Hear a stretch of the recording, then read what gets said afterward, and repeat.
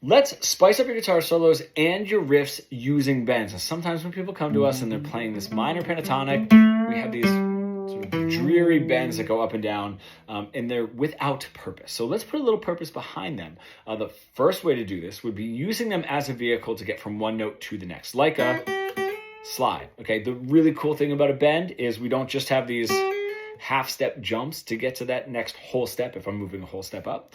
We have a whole bunch of these little microtones to get us up there, right? The way to do this is play the note, whole step above, and then use your ear to get there.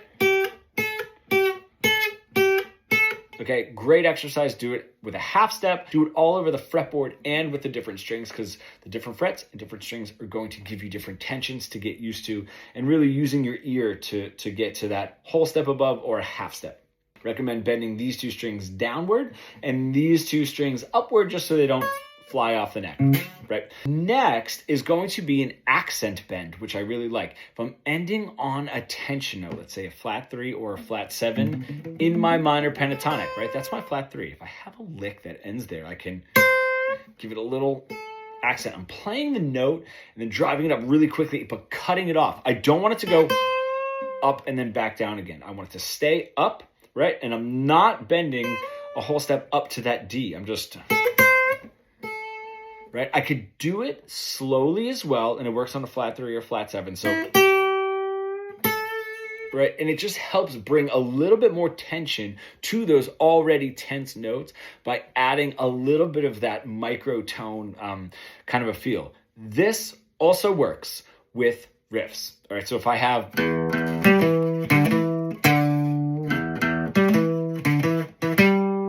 I can give those flat 7s, right, if I'm an E now, that flat 7 in the riff or the flat 3 in the riff, a little,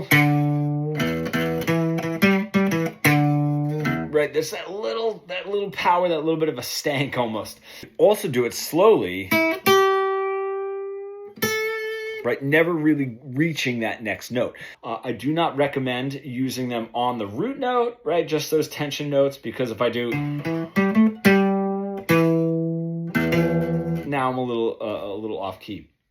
And if you're using them for those accents, don't go up and back down. It takes the power away. You want to cut those off and get to the next note.